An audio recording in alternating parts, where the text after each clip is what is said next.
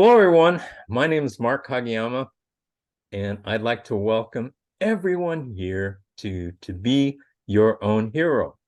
I'm a stage 4 prostate, bone, and lung cancer patient, been dealing with cancer since late 2020, early 2021, doing very well. So happy to be here. Please like, subscribe to the video, make a comment, and tap the notification bell. And so that will really help with the channel. Really appreciate that. And I am so excited for this part 2 portion to bring back David McBee.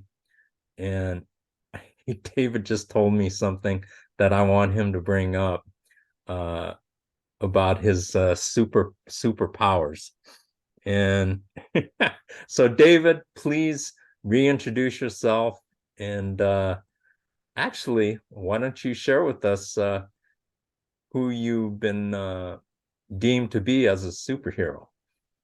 Hi, Mark. Thanks for having me on your show. I'm David McBee. I am a podcast host, a public speaker, and an author. I am a neuroendocrine tumor cancer patient, if you will. I'm currently dealing with it. Also doing very well. Thanks.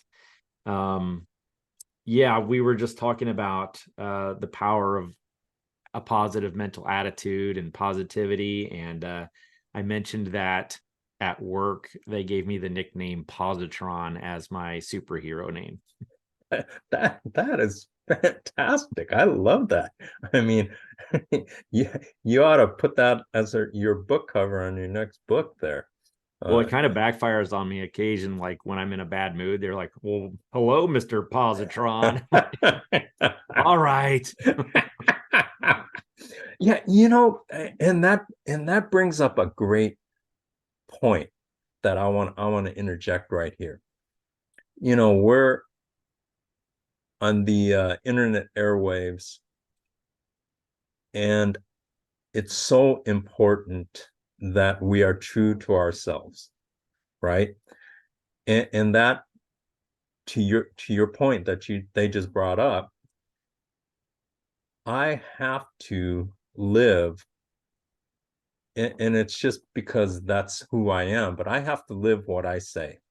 I can't say, be positive and have a great attitude if I'm turning around and I'm negative and I'm, and I'm this and I'm that. We have to be who we talk about who we are as. Is that not right? Absolutely.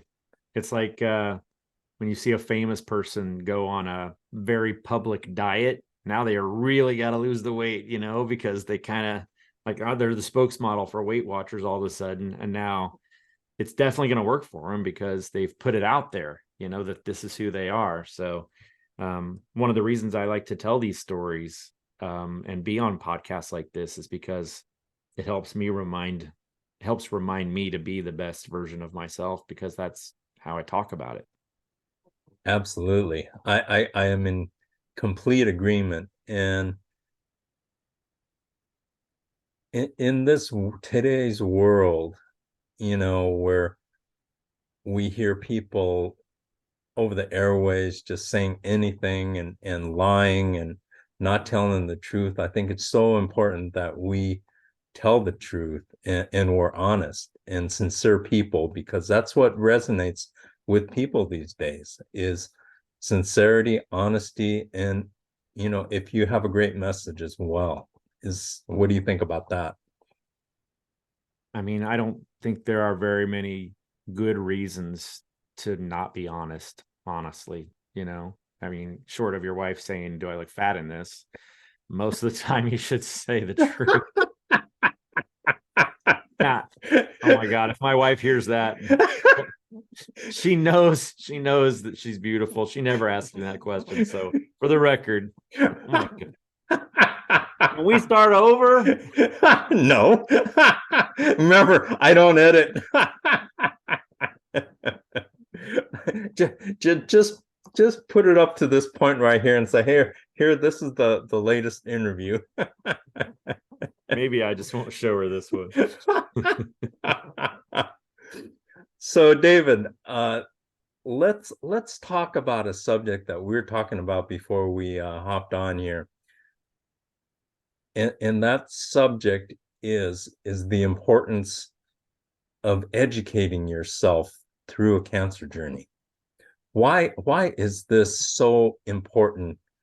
And on how many different fronts would you say that that is important? Well, I can't speak for everyone, Mark, but it has been absolutely vital in my cancer journey. I have uh, I have read so many books on health and fitness and longevity, as well as we talked about in part one, radical remissions and radical hope, um, stories about near-death experiences. Like, I am just consuming content, and I've always been a reader. My 20s, it was all entrepreneurial books, the Think and Grow Rich, the How to Win Friends and Influence People. About 7 years into my marriage, I started reading a bunch of books about relationships, the 5 love languages, Men Are From Mars, Women Are From Venus. Books have always been kind of my life jacket when I started to drown in a certain area of my life. And a cancer diagnosis definitely makes you feel like you're drowning, you know? And I was telling someone the other day, I said, I've read so much in the last year. Like, I read when I walk, and I walk 30, 45 minutes a day. And so I'm reading a lot, and I'm listening to Audible, but nonetheless, I'm consuming a lot of books. And sometimes I'll talk to my oncologist about what I'm reading, and she has no clue about the value of intermittent fasting before chemo or something along those lines, and she just would kind of like blow it off. And I was telling someone the other day, I said, I think that she's so busy taking care of patients dawn to dusk every single day, she doesn't have the kind of time that I have made to educate myself on some of these things. And that's through no fault of her own or any doctor, really. So I think that we need to be, and I don't know who said this, but they said we need to be the CEO of our own body, you know, and just blindly trusting a doctor's recommendations, I think, is a mistake. I think you've got to bring in other opinions and other ideas and use your own intuition, before you blindly follow a doctor's instructions. Because I've heard story after story after story of doctors who said, this is the way to go. The patient went down that path. None of it worked. They found a new path that worked. Like, I don't want to go down the wrong path for too long. I want to find the right blend of knowledge right up front. So for me, I read a lot about health and fitness and longevity and cancer. So I think that's fantastic. And I really wish more people would take that approach because it's so important. I mean, and this is something that I say a lot, in order for us to become, whatever it is that we were or are in life as a profession, whether that be a doctor, a lawyer, an accountant, whatever it may be, it took a lot of studying and a lot of reading and a lot of testing and passing tests and boards and things like that in order to become what you become. But the thing about cancer is who out there studies cancer before they actually get it? It's a very rare person. I mean, I had, for instance, in my situation, my major term paper in college was about cancer, but that was many years ago before I even got cancer. And so, did I remember that? No. I mean, I remember a little bit about it, but my point being is, what do people, or what should people do when they get cancer? And I agree with you, they should start getting more educated and try to get caught up and learn what your doctor is doing or learn what other people are doing. When what I did when I got cancer, I would stare at my computer screen and looking dead on into my computer screen. I knew that the answers were out there. Somewhere in the internet universe, I knew the answers were there. So I had to find them. And I had to find them for myself because there was nobody coming to say, here's your digest, or here's the book that you need to follow for cancer. It's not like that. A lot of people have a lot of different answers. And one of the most confusing things about cancer is there's so many ways to get to your destination. And there's multiple things that do work. But there are also multiple people, many people that say, hey, I have the greatest thing here that'll help cure you of cancer. And then the next person you go to says, that guy is wrong. I have the thing that works. And so that's a hard thing to overcome. And the only way you overcome it is by reading, digesting, and sometimes even trying things for yourself in order to find out what works best for you. Because in a cancer journey, it's so important to make it your own and make it a reflection of your personality. So I just love this topic about educating yourself and getting knowledge. So who were some of the people that you read early on in your cancer journey that have helped you? Well, we talked last week about Kelly Turner's Radical Remissions. That, for me, that's the Bible of dealing with cancer outside of what Western medicine can do. She talks a lot about putting things in the can't hurt, might help column, right? Like meditation. Can't hurt, might help. Yeah, so I meditate, right? Get more sleep. Can't hurt, might help. So for me, I didn't get that memo, by the way. But I also read just general books on longevity. One of my favorites that I recently finished was Tony Robbins' book called Life Force. And Tony Robbins is no doctor, but he is a master of finding experts and writing books with them, and that's what he's done here. And by the way, the Audible version of it is like 24 hours long. So it's a beast, but there's a whole section on cancer, and that's just fast forward to that section, read it, whatever. But there's also great stuff on Alzheimer's and heart disease and just general advice on living a healthier, longer life. I'm currently reading a book right now called Outlive. Let's see, I can tell you the author of that one too, real quick. It is by Peter Attia, Attia. He's a doctor who quit doctoring and then went into data analysis for insurance companies, and then he went back to being a doctor. And he takes a really analytical approach to what he calls medicine 2.0, which is the concept of fixing the problem after it already appears, and medicine 3.0 is prevention. And it's funny, I think sometimes if I had read these books 10 years ago and done some of the things they said to do, perhaps I would have avoided a cancer diagnosis. And that's one of the things I really want to get out of these interviews is I hope not everyone watching is a cancer patient, but is a person who is concerned about their health and fitness and can do some of the things we've learned to do that have healed us as more of a prophylactic to prevent disease. So let's talk about the subjects of education on one hand, and on the other hand, fear. So how can education help alleviate fear? All right, I've actually got, I think, a pretty good answer to this question. I think one of the biggest fears that we have when we get a cancer diagnosis is the fear of dying.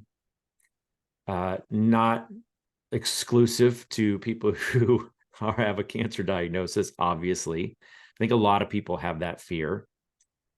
And I read a book about a near-death experience. Oh man, Anita Morjani is the author. Crazy that I remember the author and not the name of the book. Dying to Be Me. Oh, I've heard And about that.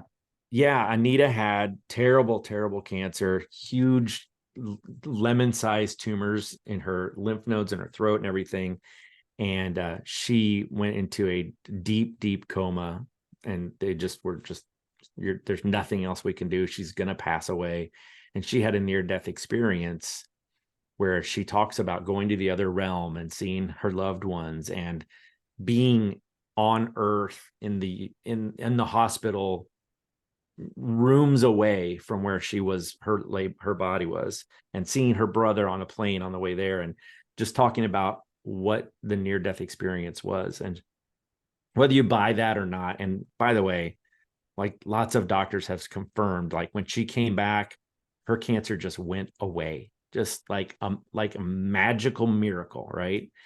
And she's one of the biggest speakers in the NDE space. And I know that after reading that book, I felt like this peace about death.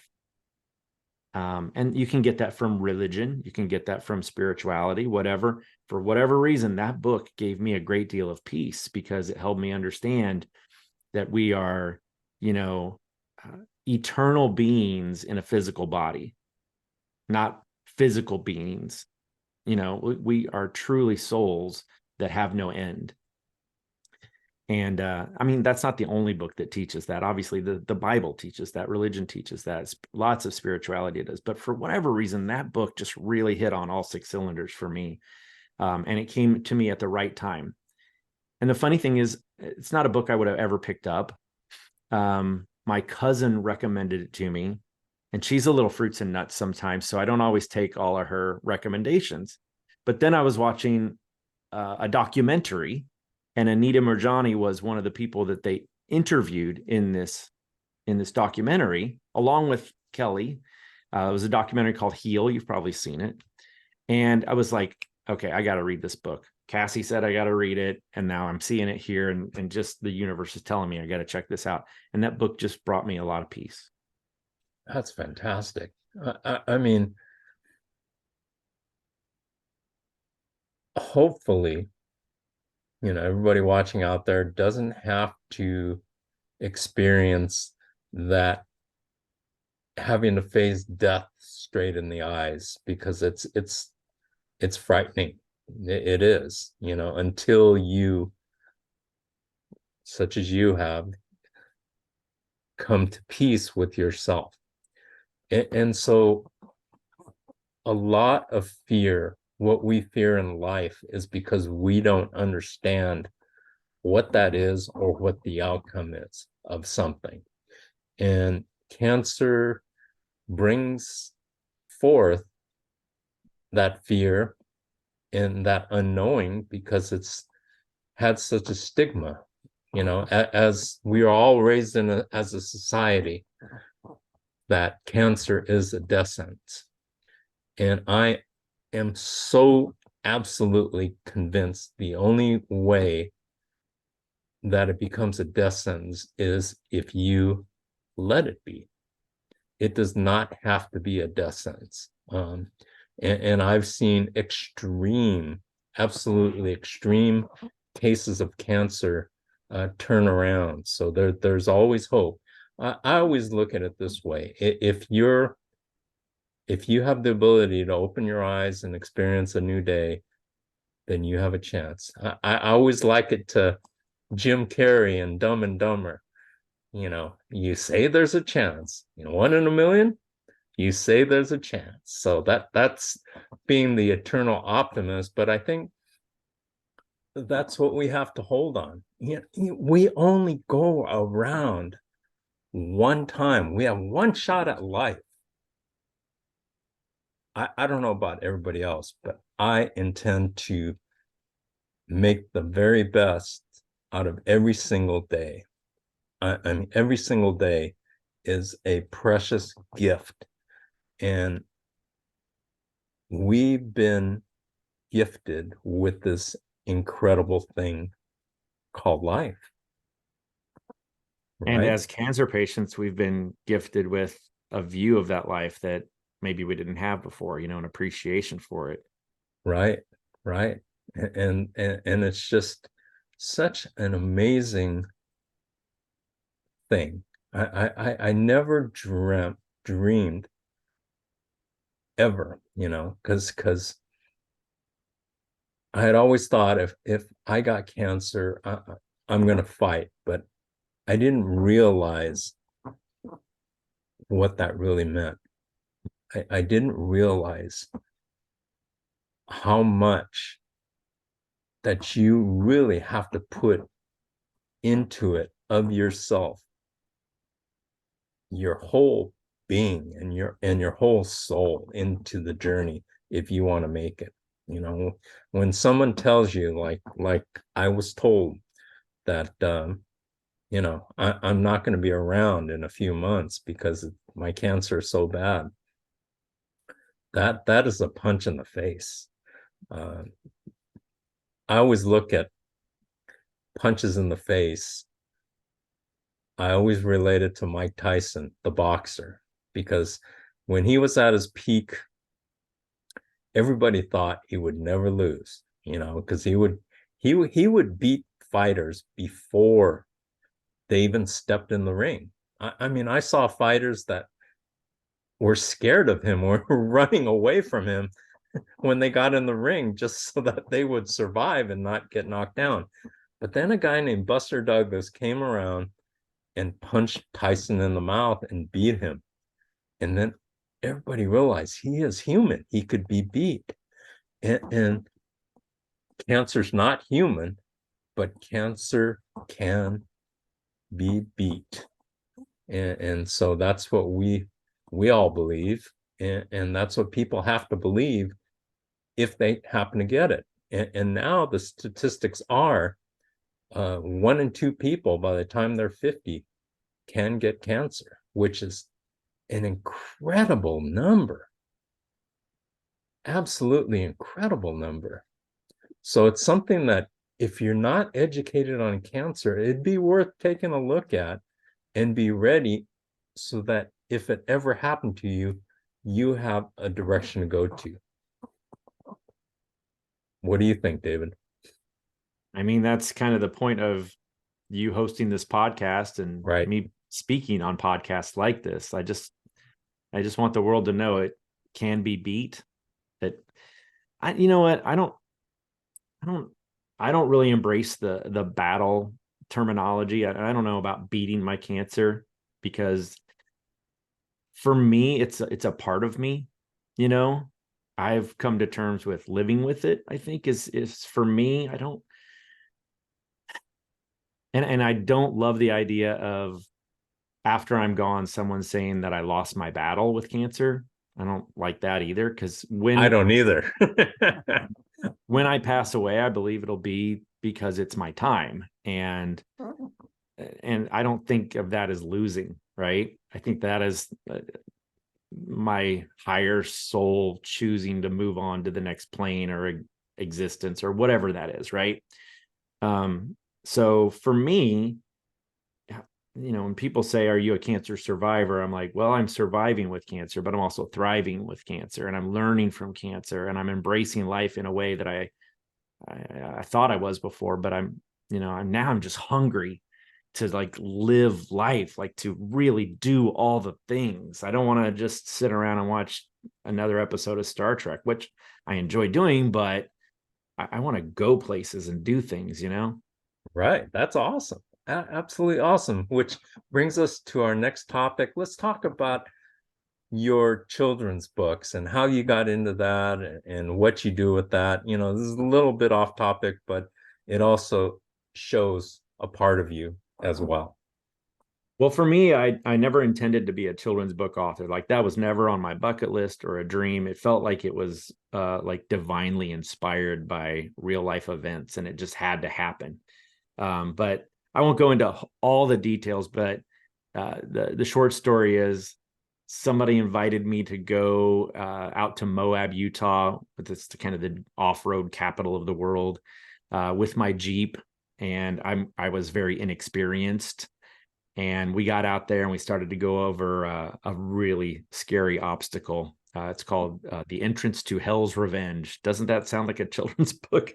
And and I had a panic attack on the obstacle. I thought I was going to pass out. I was so scared that I was going to like fall off, and like it was like a 70-foot drop on both sides, and the Jeep was going like this. It was absolutely terrifying. So I'm having this panic attack. I put the car in park and I'm thinking, how quickly can I get back to the safety of Flat, Kansas, which I love. And I mean, the friends that were with me, they just got out of their cars and just walked up to me, and like I'm like holding on with white knuckles to my steering wheel. And I looked to my left, and Dave and Levi are standing there like, you got this. You got this. You're not in danger. They were so chill, so calm, and these were new friends. And they kind of just walked with me as I put the car back in drive, and I just went nice and slow. They just literally walked on the edge of this cliff next to my Jeep. And over the course of a week, I just got more comfortable doing the trails and the obstacles, and they just embraced me and they were patient with me.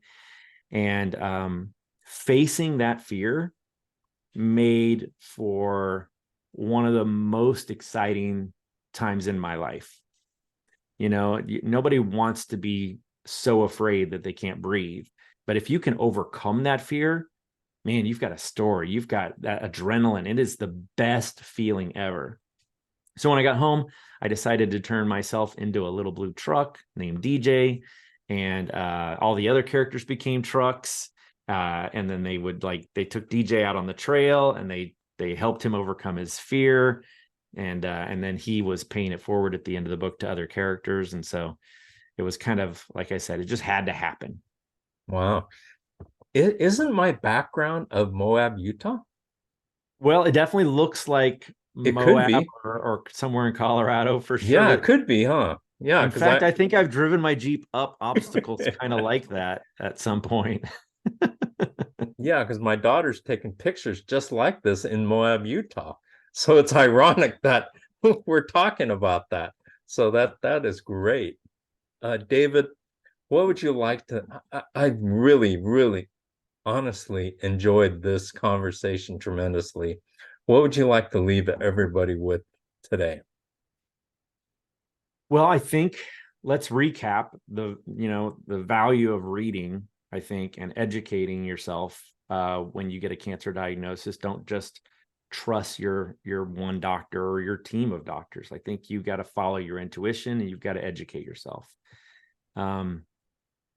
It's not a death sentence. That's hugely important for people to understand. You're right. 1 in 2 people getting diagnosed is scary as hell, but a lot of people are surviving and beating cancer, living with it, help, like you and I.